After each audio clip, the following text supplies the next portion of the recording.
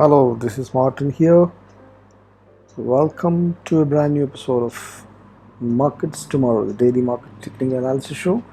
And we are going to look at September 17th, Friday 2021.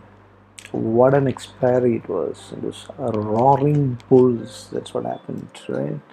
So we will look at all of those in the charts using all of these parameters that you see on the left side, and we would do additional analysis on all of these that you see on the right side, like volatility, the institutional participation and global commodities and all of those, and then we'll wrap up with some actionables, right? So without wasting time, let's get to that. Before that, if you're not subscribed, please subscribe right away and then share it to all those who you think may benefit from it. It doesn't cost you anything, it helps us a lot. Thank you so much. So this is the Nifty index. What do you see? This candle is, it's clear breakout from a consolidation, right? 1 2 3 4 5 6 7 or 6 days of consolidation, and it clearly broke out, right? And today that's what you see, right? It's 110 points of up move. Look at BANKNIFTY. That's where the action is, right? Look at this candle. It's clear wide range bullish candle, and it was a consolidation that is happening for 8-10 days. And if you can see that, it's not doing anything, it's just hovering around in some kind of up move, and then a consolidation finally broke out, right? And let's see what exactly happened in the day. And it was an 816, right? It's a 2.2% big move that happened on Bank Nifty. See how this happened. It was trending up. That's what happened, right? Nifty, same. 15-minute charts is what you see. There was a bit of hesitation in the morning, and then it started trending, and then as soon as the Bank Nifty broke out of the 500 points plus or 400 points plus, then Nifty had no other way but to just break it out. So it was ITC's day today, right? The stock that does not move much for years long made a 7 or 8% of move today, and then Reliance also made, right? So together their contribution comes to around 60% to the index. That was a move that happened on the index. Banks, all the banks, right, did good moves. For IndusInd Bank and SBI, ICICI banks, public and private both did excellent. Kodak Bank also did, but HDFC Bank did move, but not that great as other banks. But it was a big 800 point move that happened in bank. That's the intraday action. So as you can see, the Nifty would now be in the uncharted territory. Bank Nifty actually made an all-time high as well, right? Nifty anyway made an all-time high at 17,644.60, 17, right? And Bank Nifty made an all-time high of 37,720, right? Which is around 10 points. No, I think it was 37,708 or something, right? So it's around 15-16 points of move, of breaking out has happened. So it has crossed. Anyway, it has made another new all-time high, right? So that is what is clear. So let's look at the Bollinger Bands. How is it right now? See, now that's where it is getting back to the right. So banks or consolidations over, it is also now it's expanding widely, right? Both sides you can see that the bands are expanding. Same that you can see the skews is over and is expanding wide, right? So volatile expansion is happening now on both indices. Now we should look at the support resistances, right? We would have to extend this to the new all-time high, and if you look back, you can see that the first resistance that needs to be taken out is obviously 17,650, right? That is where it came close by. Then you would need to take out this 17,750 kind of levels, which seems to be 61%, and then rounding number 18k is very close by. We may face resistances upwards as it closes to the 18k rounding number psychologically, but it's uncharted territory. It's only a Fibonacci extension from the last swing is what we are saying, right? But right now it is no. So it's 17650 first resistance, and then 750, 850, then so that's 950 will have more resistance as it plus close. So downside you can see that the previous 17300 and 250 is now that's going to be a good support, and then 117 150 and 50 750 7 that will go good support because they are all previous swing lows or resistance areas, right? Now below that you have the 16 750 700, so we also is a Fibonacci retracements also. Bank Nifty, now that it has broken the new, the first thing is you need to have a green close above this zone. This zone is a long February to, how many months to September? February to September, that much time it took for it to, take a rounding pattern. And then now if you see a green close above this means Bank Nifty is actually breaking out, and if that happens, 18,000 is just around the corner. That's what you can say, right? So Bank Nifty is going to be the kingmaker actually. The moment it breaks out of this support zone of this rounding pattern, this is kind of a rounding pattern from February to September, and if it breaks out, big moves are on the way, right? Otherwise, downside supports in the Bank Nifty would be 36,500 and 36,250 that kind of levels, and then 36,000 would have good support. Then 35,900 to 600, that's also a zone of support, and then 35 to 35,500, 35,400, that kind of thing. So all the previous supports where the swing lows happen or wherever the resistance happens would now act as support. If it falls downwards, it's not likely, right? Because it's because look at the momentum. This is the Bank Nifty momentum, right? It's clearly gone to the bullish zones, and Nifty momentum also, if you see, it's clearly already in the bullish zones. Look at the trend in the Nifty. The trend indicator ADX is rising and it's with great strength in the bullish zones. Look at the trend in the Bank Nifty. This is finally turned upwards. The strength of the trend has increased and it's already in the bullish and rising.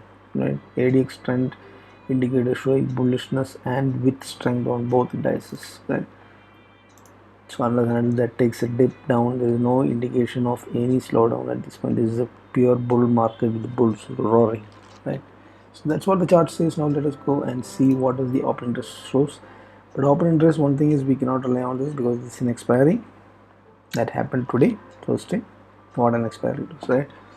So it is clear bullish trending upwards. No option sellers would have been struggling with adjustments all throughout if they were taking the position.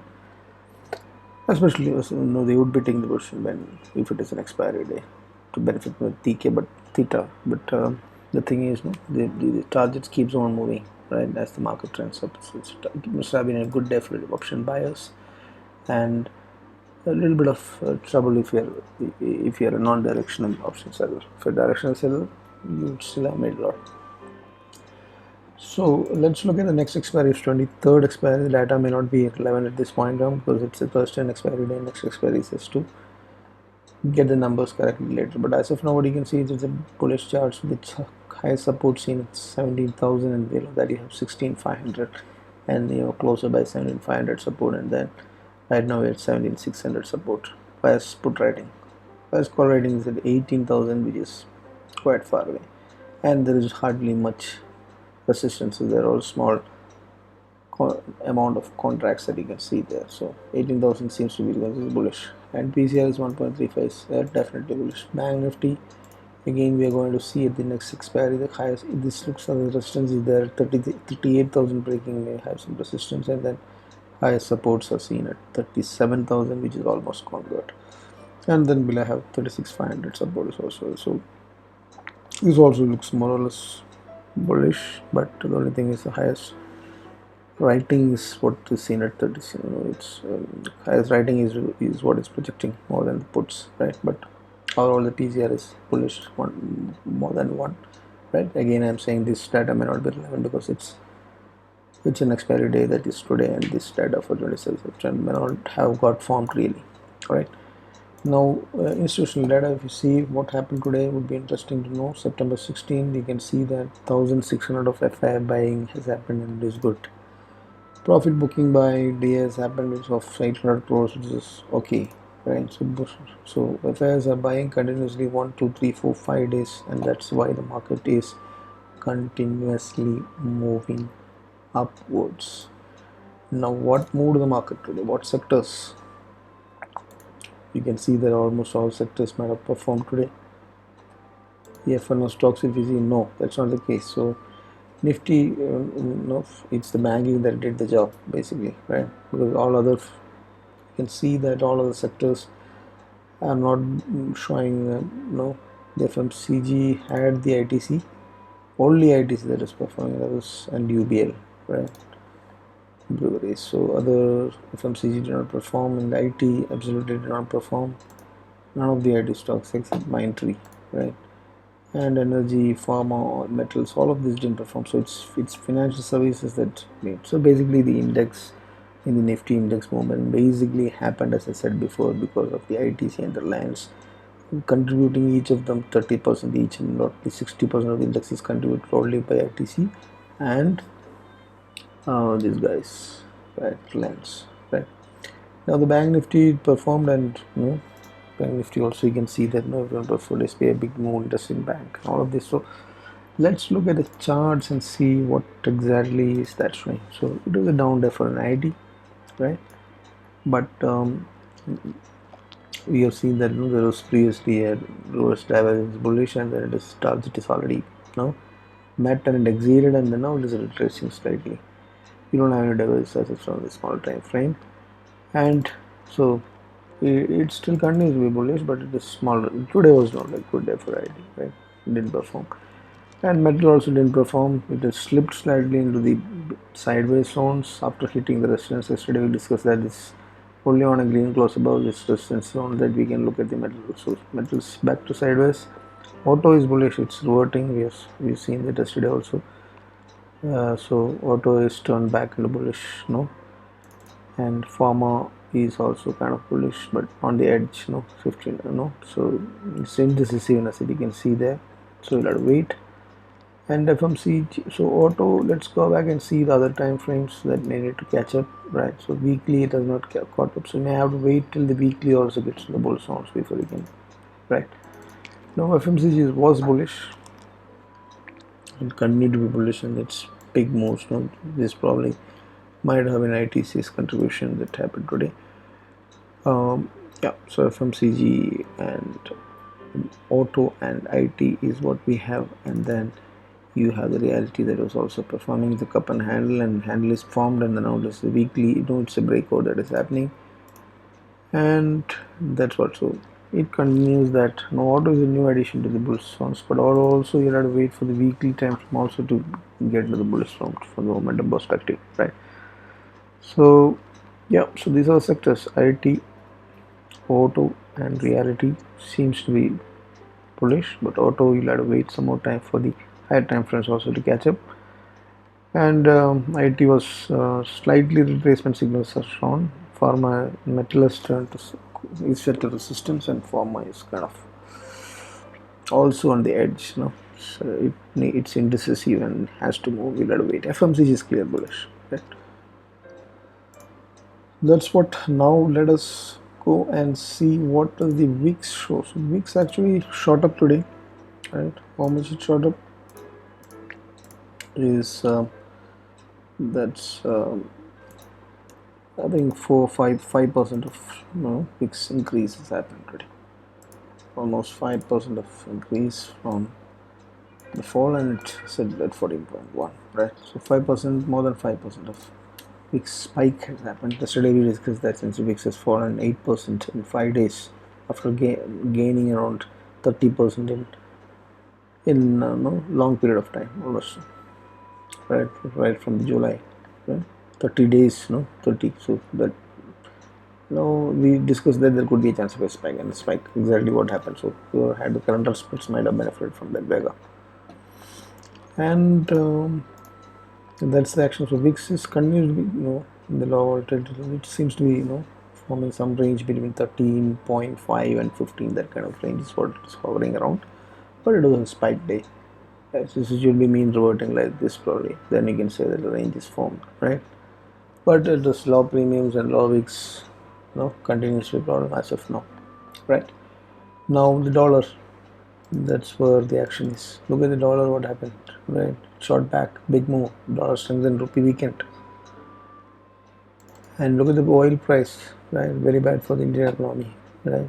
This is shooting up 75 like kind of level, 74 it closed today as of now, right? So dollar is strengthened, then gold has fallen, right? Look at the dip.